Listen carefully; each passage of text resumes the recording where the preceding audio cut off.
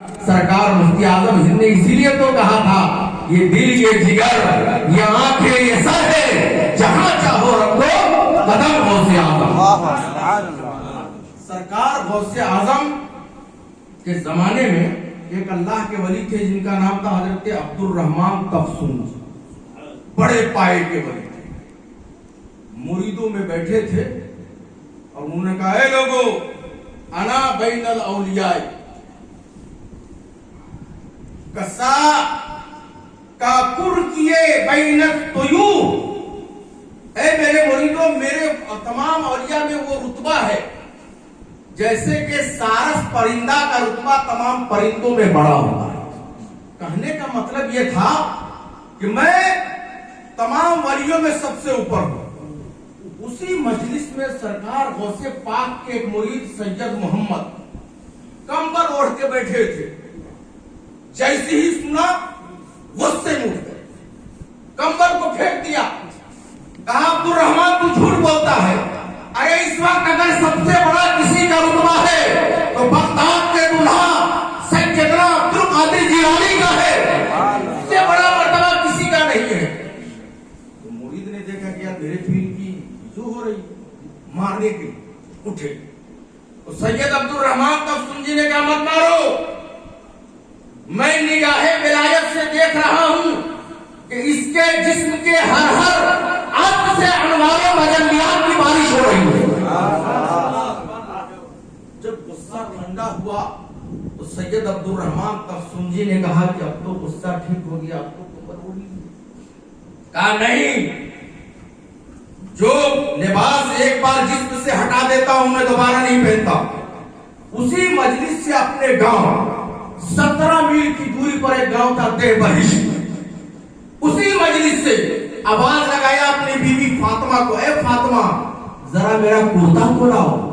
उनकी बीवी ने उस आवाज को सुन लिया और वहां से कुर्ता बढ़ाया, इस मजमे में मौजूद नजर आ रहा है। जब सैयद मोहम्मद गौसे पाक के मुरीद का ये हालम, तो मेरे गौसे पाक के ताकत का आलम क्या होगा? जब मेरे गौस की ये ताकत तो मेरे मुस्तफा का आलम क्या होगा? जब उनके गदा भर देते हैं शहान जमाना की झोली, मोहताज का जब ये आलम है तो मुख्तार का आलम क्या होगा?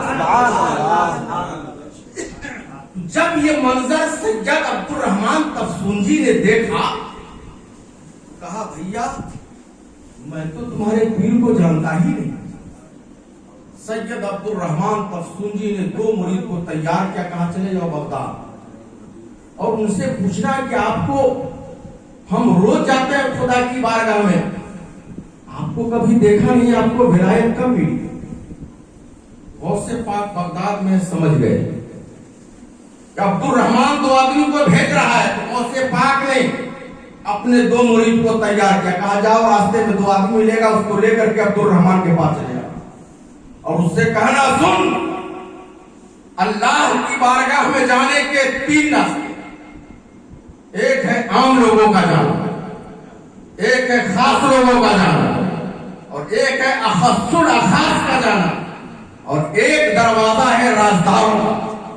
इन्नी अदखुलु फी सिर्रिही व अखरुजु, मैं राजदारों के दरवाजे से खुदा की बारगाह में जाता हूं और आता हूं। तो जो आम रास्ते से जाता और आता है वो खास को क्या देखेगा? जो खास दरवाजे से जाएगा वो अखस्सुल खास को क्या जानेगा?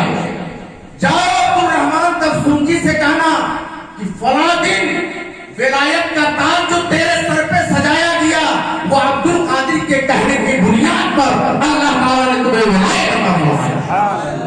यकीनन दोस्तों, गौस पाक जब तक नहीं चाहे उनका न कोई नाम ले सकता है न उनके बारे में कुछ बयान किया जा सकता। बगदाद के आका आज है बगदाद में, लेकिन हम सबको मुशाहिदा फरमा है। आज मेहनत उसूल है